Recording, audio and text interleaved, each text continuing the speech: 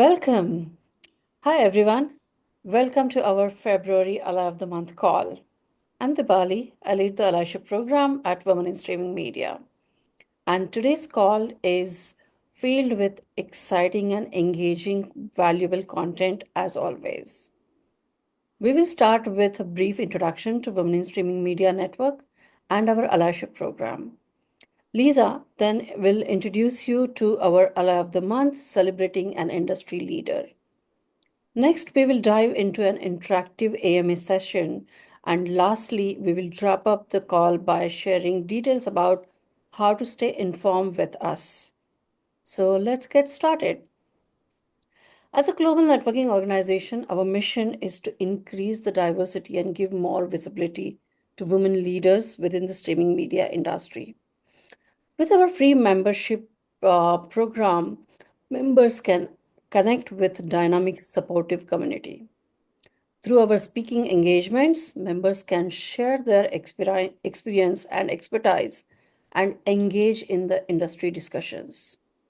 Our mentorship program is based on Educate, Connect, and Empower, and it's completely free for the members. Our education pillar empowers the women in streaming media with resources and opportunities at every stage of the career. We launched the Allyship initiative to foster a supportive network of advocates within the streaming media industry. We are building a team of champions who inspire others to make a difference in the streaming media industry.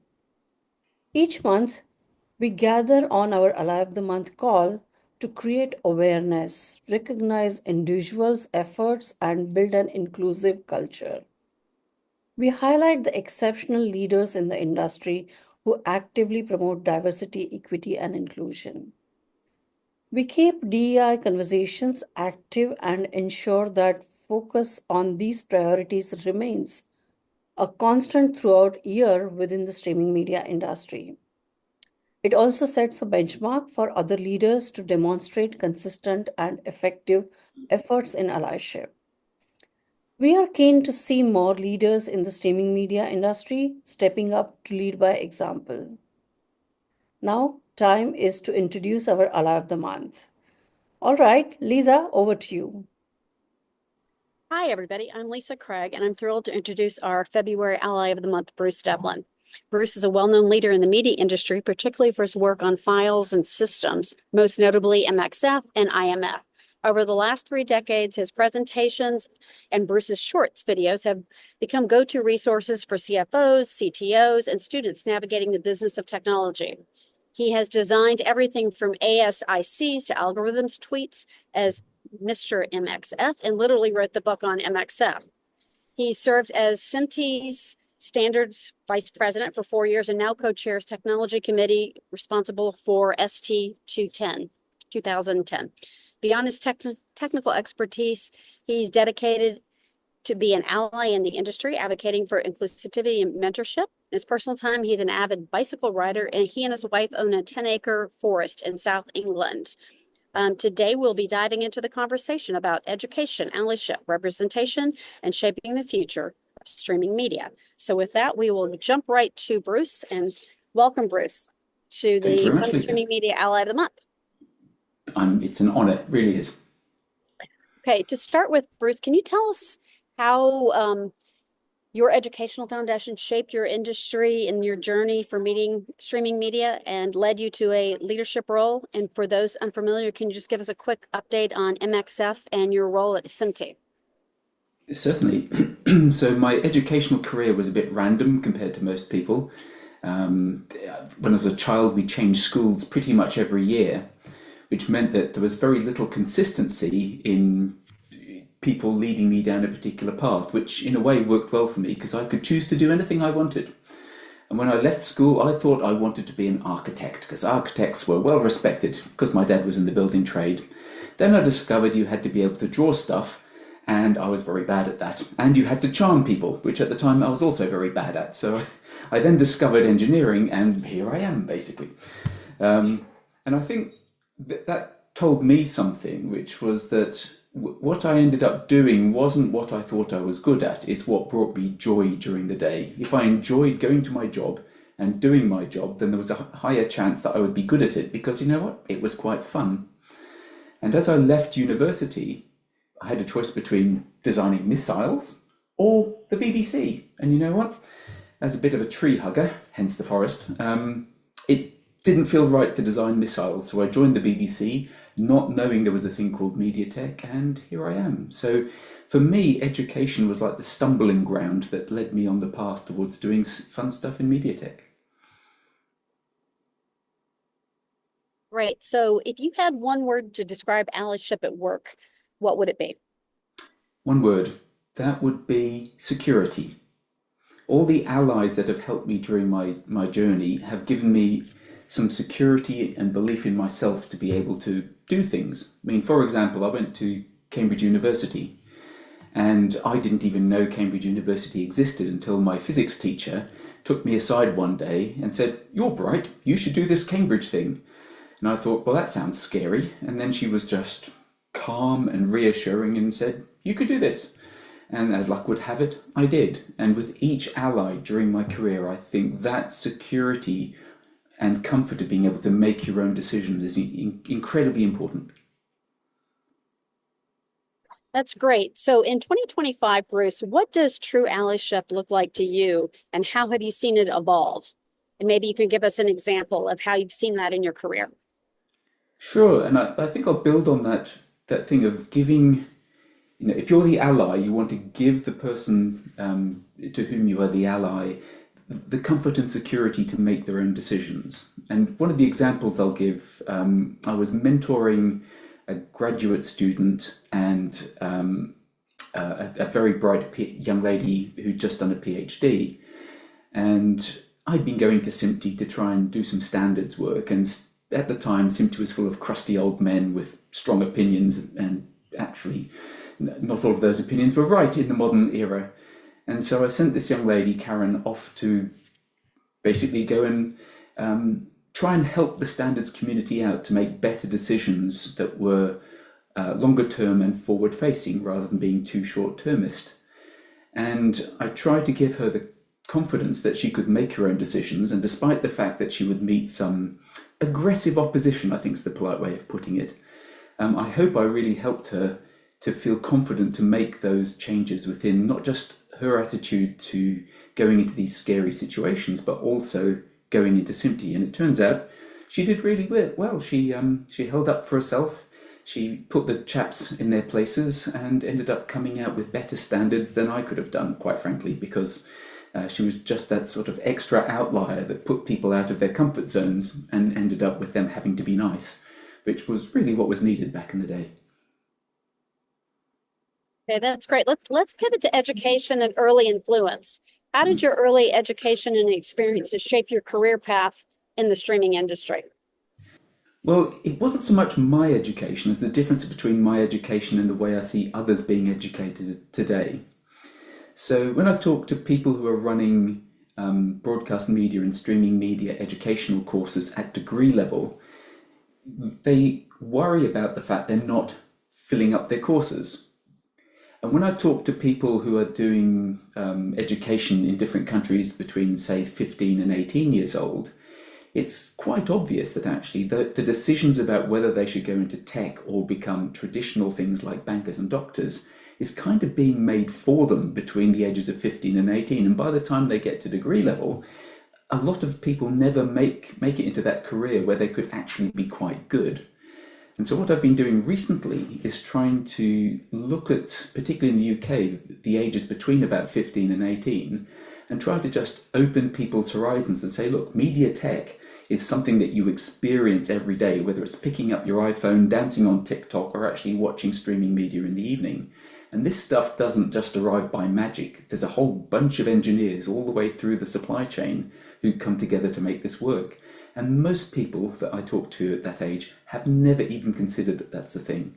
So really trying to get in before the parents have persuaded them to do a sensible career like being a doctor is, that's my role at the moment, to be a little bit disruptive and suffer the wrath of the parents so the children don't have to. I love that. Thank you. So biases in children do start very early.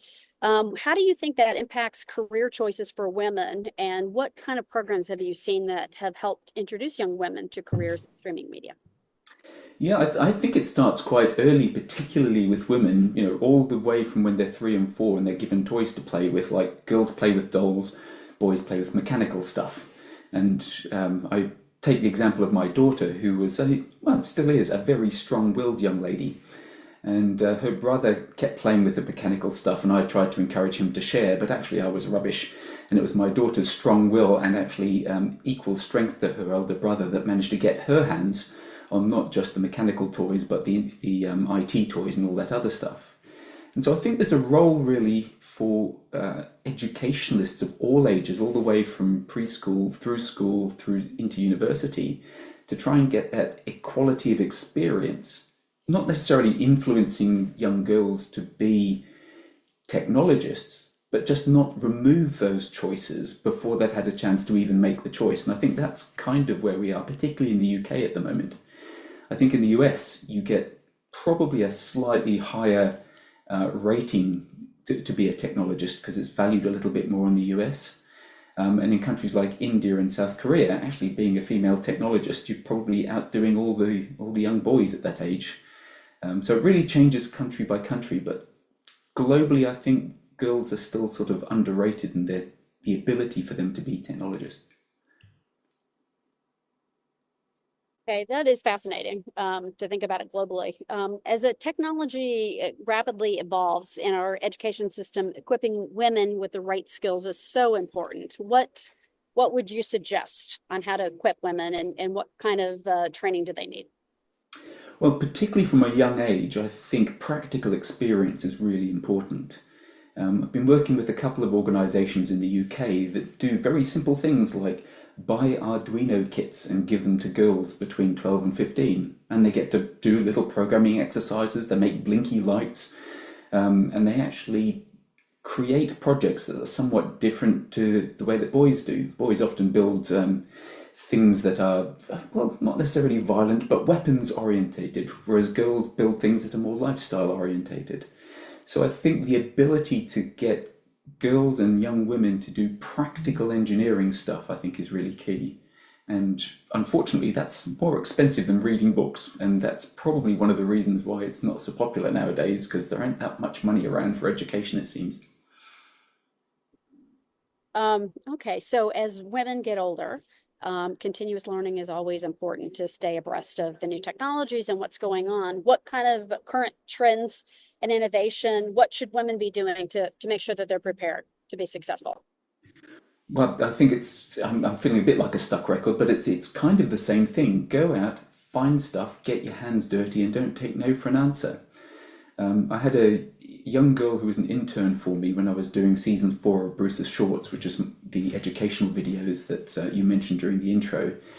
And she was doing camera work and lighting and rigging and editing and just all the bits in the video production chain for me. And she went off and ended up as a junior in the video industry.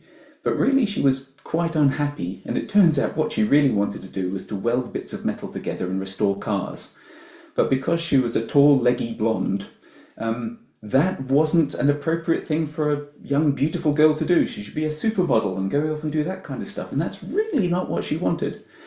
And one of the things she said to me was the big realization came at about 22, and she realized she could have hairy arms and people would still like her. And there's these cultural biases that are kind of built into our lifestyle at the moment that push young women away from being, the technologists and engineers that they want to be. She now runs a small classic car restoration business and is the leader of the mechanical engineering young people's group in the south of England. So now she's actually found her calling and she's doing happy stuff. She's now really successful at it, and she's got lots of young men who now answer to her because she's the boss. And it's wonderful to see. It's truly wonderful to see.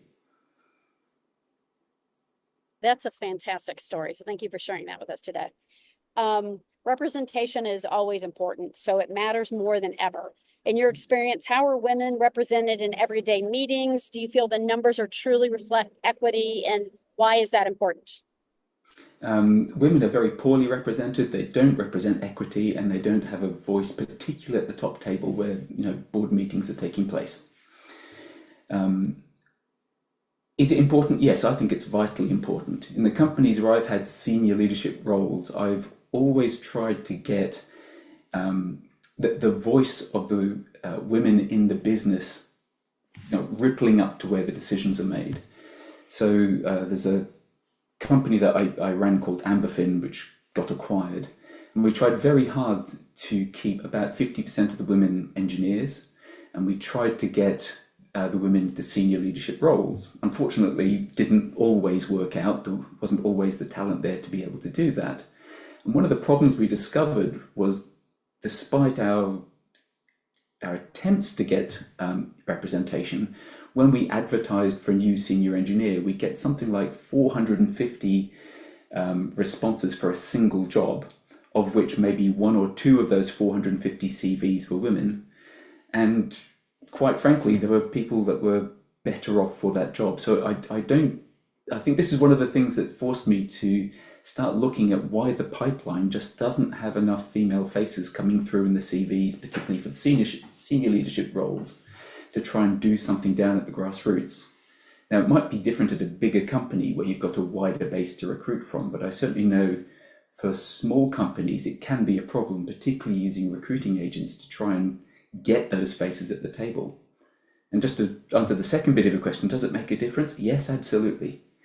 When you have more viewpoints from more smart people contributing to the solution to your problem, whether it's business, marketing, or engineering, the more different perspectives you have, the more likely you are to actually do well. And particularly if your customer's customer isn't represented around your boardroom or your decision-making process, then you're not going to be successful. So in the businesses I've run, our customer's customer was always the general public.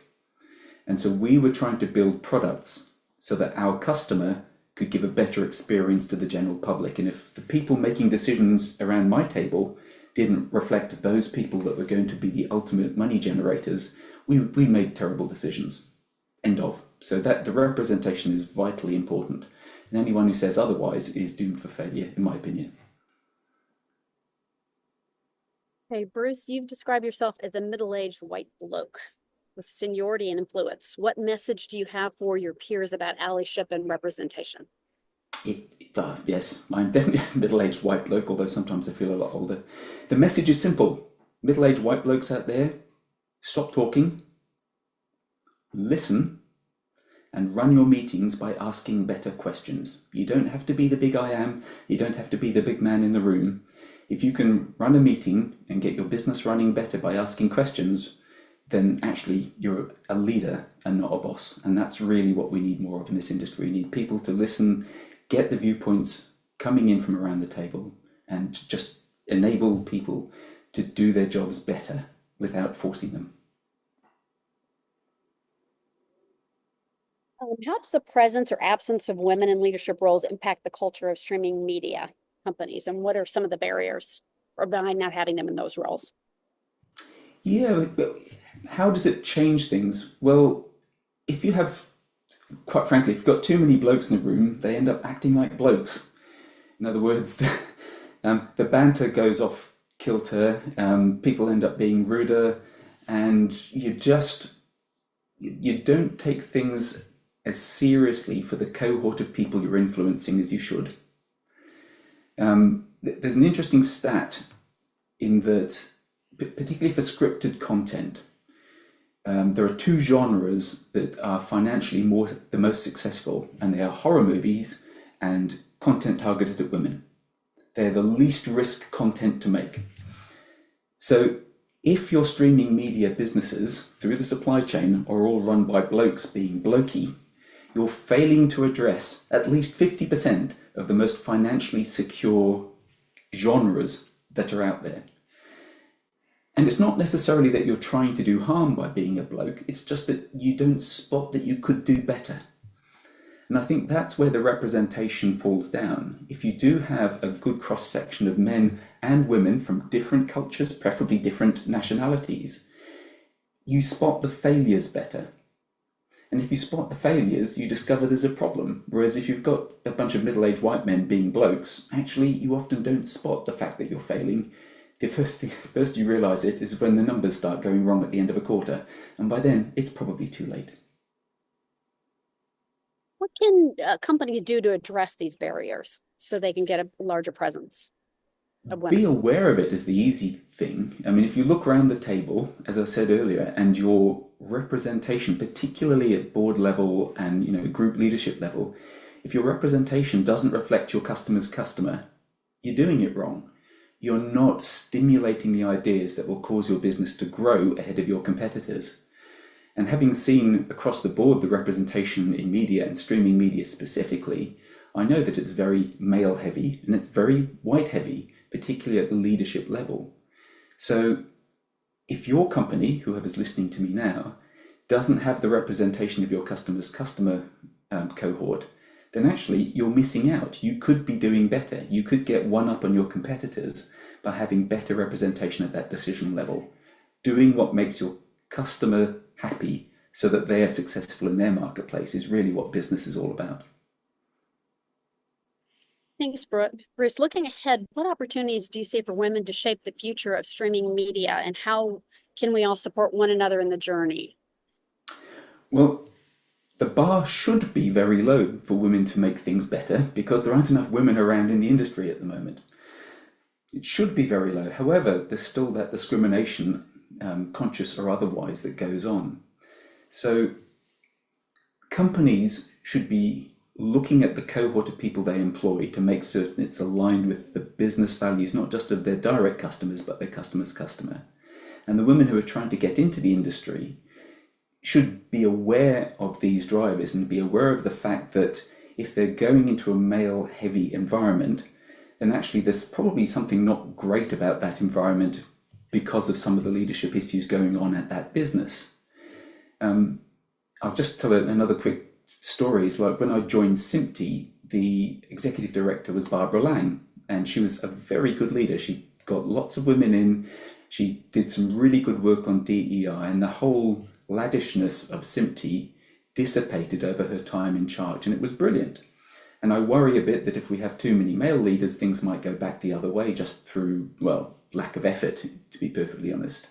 And having seen the change take place, I encourage women, if you end up in that kind of situation, tough it out.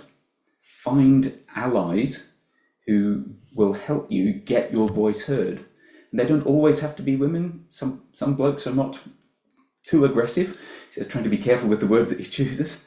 But to try and make certain that the things that you express focus on the direct customers and the customer's customers, I think puts a really good business spin on having that good mixed cohort of leadership in an industry that makes that business do better.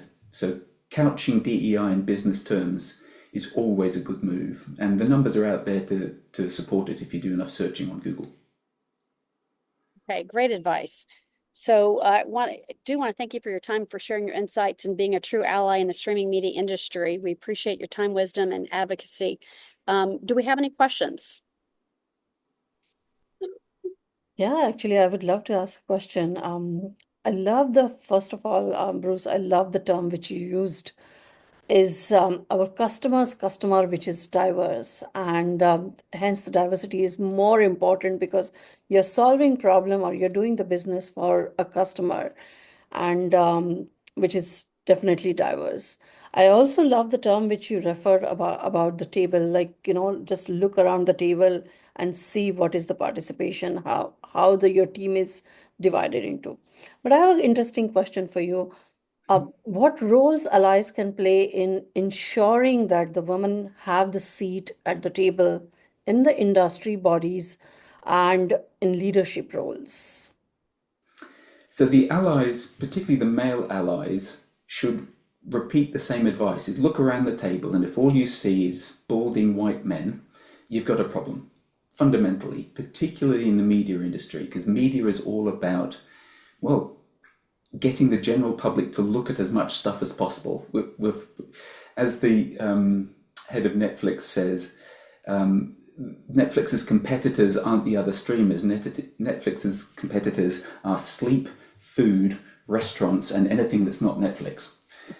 So if you look around the table and you don't see a picture that looks like the customer's customer, that doesn't look like it reflects the general public that your customers are trying to influence, then you're leaving money on the table, quite frankly. And my role, sitting at that table, looking around, seeing too many people who look like me, is to encourage everybody else to understand that that's a problem.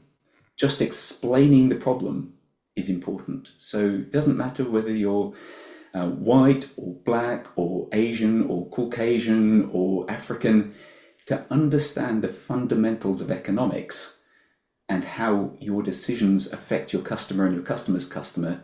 Just understanding that allows us to have a more grown-up conversation. And it's not DEI because we're having to hit quotas. It's DEI because we're trying to run better businesses that ultimately are more profitable and more socially engaging for everyone. Such an amazing perspective on this. I have another important question for you. We have the industry, and as you said, there are different industry bodies, there are different platforms, and allyship is a tricky to measure, and it means a different meaning to the different from person to person and organization to organization. What is that one piece of advice for the leaders on staying accountable as allies in their daily actions? So the one bit of advice really is to remember that we were all young once, and we were all more confident than we should have been, and less knowledgeable than we should have been. And if as an ally, you can look around the table at the people who are your direct, mentees and your friends and your colleagues, and just try and help them not to make the mistakes that you made when you were younger, and try to help them steer into a path where they're making the whole general business better. That would be my one advice. Keep your eyes open and remember your past mistakes, and try to help people to learn from your mistakes without having to endure the pain that you inflicted upon yourself. Because very often you do inflict the pain upon yourself. Wow, such an amazing AMA session. Bruce, your impressive range of the achievements are truly inspiring. You're a Thank you. great storyteller, and thank you so much for sharing those experiences with us. And My absolute pleasure. there is so much learned from you, and thank you so much for joining us today. As we wrap up this informative AMA session, a big shout out to Lisa for curating such an amazing questions and making it engaging conversation for everyone. For more discussions and collaborations, connect with Bruce on LinkedIn, and you can also reach us on email at allyship@womeninstreamingmedia.org. The next month, we will again meet with an awesome ally of the month. Thank you so much, everyone.